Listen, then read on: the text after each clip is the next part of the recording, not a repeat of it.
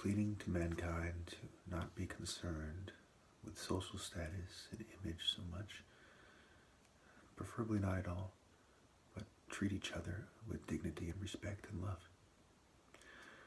It's another Chinua Achebe's book. Okay, on the top you see modern Africa's most celebrated novelist.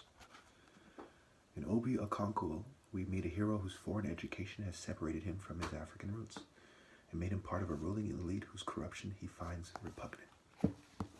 Part of the description of the novel. Okay. It should be morality that unites us. We shouldn't put our intellectuals in this sort of a position. We must love one another. In this trying time, it seems that if man doesn't get together, you leave us with no choice, those of us who are really Christians, but to find a way to resist in a way that causes our death. Okay, to put it lightly. Now, I'm not saying terrorism. I'm not saying, anything crazy. So listen to my argument, please. The essence of Christianity is serving God in the Logos. What is the greatest commandment? It is loving God, all your heart, all your strength, all your mind, all your soul. Matthew 10:24. The student is not above the teacher, nor a servant above his master. So, could this guy reconcile his traditions, with, the corrupt elite? You have to sell out people. This is not right. Luke 4:8, Jesus answered him, it is written, you shall worship the Lord your God and serve him only. So you serve God and you find the path. You listen to reason, you listen to sense. Long ago there was symbols, just like one gesture. I use the example of a beautiful lady coming into a room. With just one smile, it can communicate everything. Or the idea that a picture is worth 1,000 words. How does this relate to pictograph and symbolism? Think about spiritual intelligence and as it relates to the senses and sense. Building the temple versus the temple that Jesus referred to. Okay, so the oral tradition versus the written tradition. Mind, body, and soul, how you direct and convey the spirit. So if you breathe in the wrong direction, you have trouble directing and conveying the spirit. Angel arts or spirit angles, who can, who can't, and the Logos implications. Nechin, Haru, the Nechinite, okay, not Apollo, is the message of the Bible.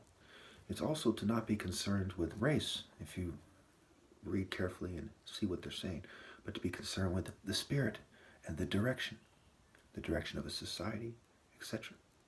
Part of the reason Sodom and Gomorrah was destroyed wasn't only because of their sin, it was the direction they were going in. So I brought up Jupiter, Amun, and Greco-Romans in Kan-Hor. One thing a lot of you don't know, before I even continue, is Aeneas. Aeneas was drowned in the river Nimicus in a battle against the Etruscans. You see parallels with Osiris's death in one of the mystery stories, being put in a chest and thrown into the river. How Narmer is said to die, being drowned and being killed by a hippo in a river.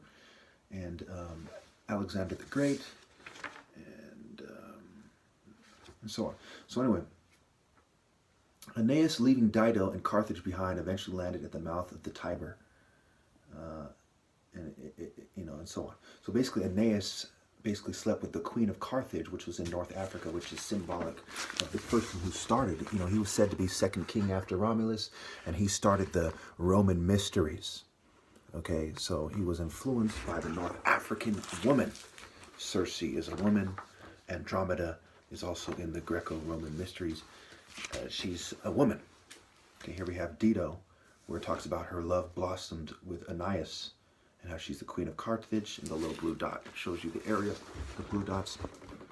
Okay. So now that we've established that, let us think about it this way, okay? The Light Temple Nechinite, Haru, right by the border of Nubia, teaching, the Asian as the student and the sandal bearer, Okay, we go back to the idea of no servant can be greater. I don't say this to, for its racial implications, but for its cultural implications, and so that the lessons of the Bible can be learned and one can understand how reacting to the African logos destroys society. Cultures aren't just created by reactions to the African logos. It is the destruction of morality is a reaction to morality itself and where it's found, and the implications of the logos on breeding and finance. Because of course, as you work hard in one direction, you're going to spend money with people whose culture and whose product resonates with you, and morality and shared values is a part of this indeed. And what kind of product you consume, is related to this as well. So we then go to,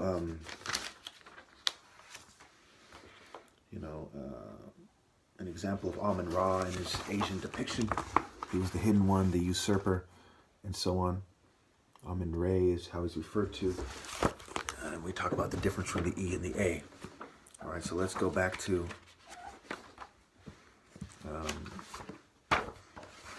here's Furies. Okay, basically the spirit of righteous indignation was also considered in Rome, and how it gives someone the upper hand. So there are parts of Greco-Roman mythology, Greece and Rome, that consider that righteous indignation causes someone to have the upper hand at a point where there's a god of fury, which is a kind of, in Greek legend, 3 goddesses who inflict the vengeance of the gods on those who wrongly shed blood.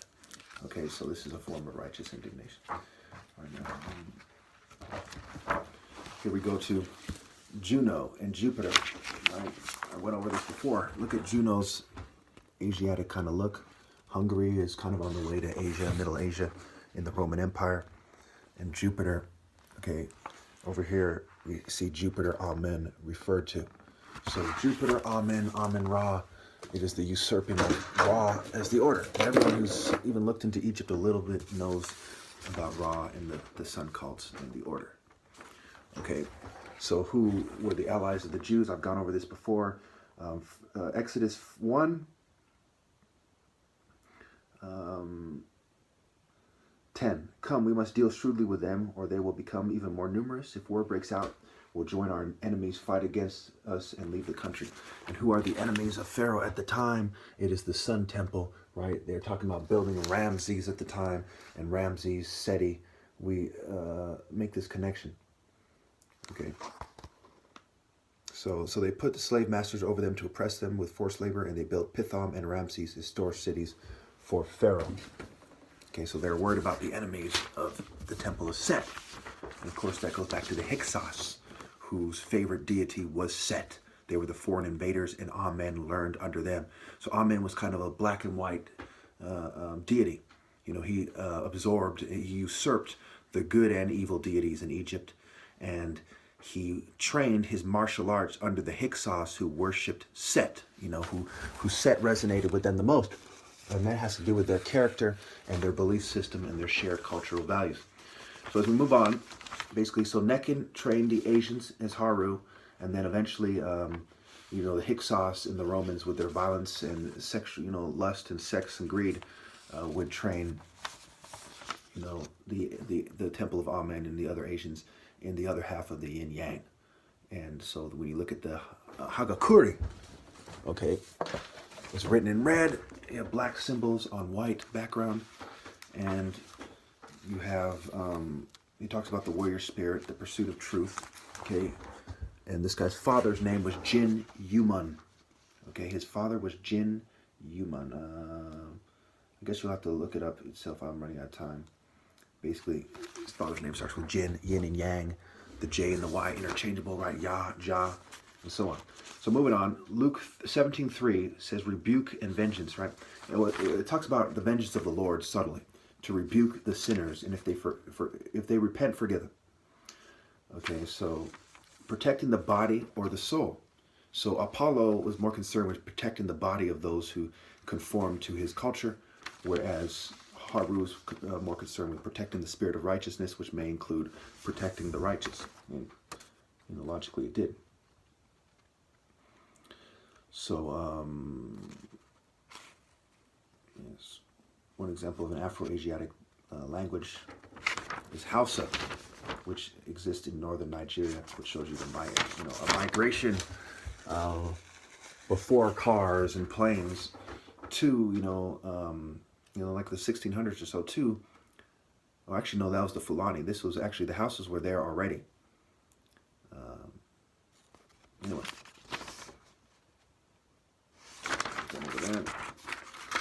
So why are the Jews called the children of the devil, a brood of vipers? Why doesn't Jesus see them as a people who can change? Why does he call them these names? Because he knows that these individual Jews are not going to repent. This group of Jews is not going to do the right thing. They're going to keep breeding in the direction of selfishness and evil. So they're the children of the devil, children of selfishness, brood of vipers. The direction they're breeding, their self-interest. So we look at this thing, right? Circe and Andromeda and the Capitoline Triad having two women, one man, Juno, Minerva, and Jupiter. Two women and one man in the Triad, the Capitoline, capital city, right? Cult center. The Statue of Liberty.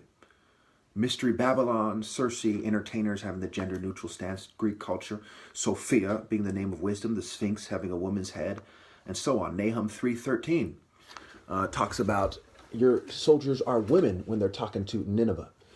And of course, we go in Acts, it talks about the followers of Diana.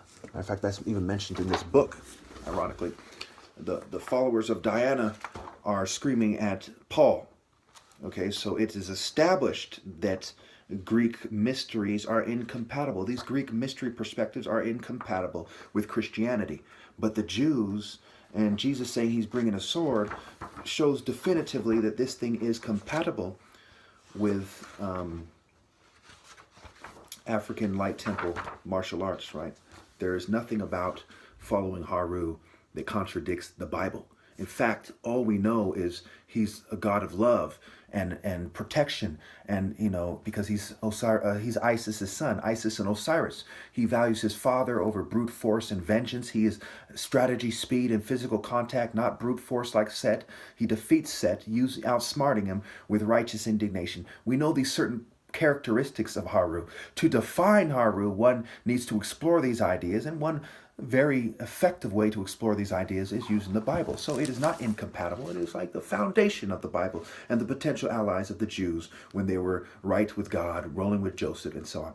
So it is Acts 19:34. Great is Diana of the Ephesians against St. Paul's teachings. Against St. Paul's teachings. Are they compatible? No, they are against. It is irreconcilable. You cannot be in a Greek society and really be a Christian. You cannot be in a fraternity. You cannot be in a mystery cult. These are the Greco-Roman / Babylonian / traitor Egyptian mysteries, and so on. Persians and so on.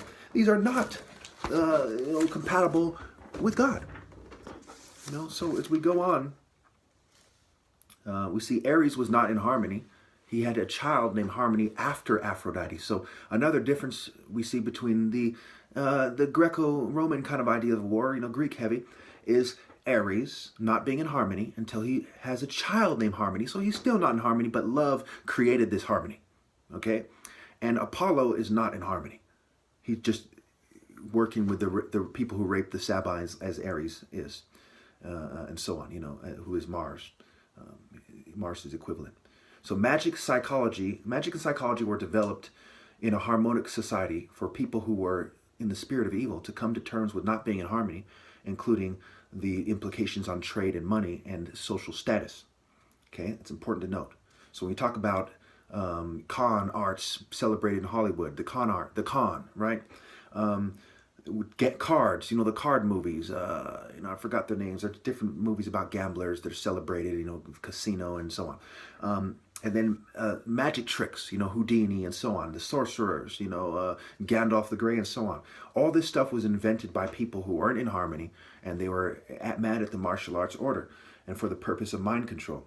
So when you breed toward greed and the spirit of selfishness as a result of being angry that you didn't win the genetic lotto, so to speak, you then breed away from winning the lotto, and everything, and you define the logos, and everything you've invested in is to the art of conning people out of their rightful place who bred in the right direction.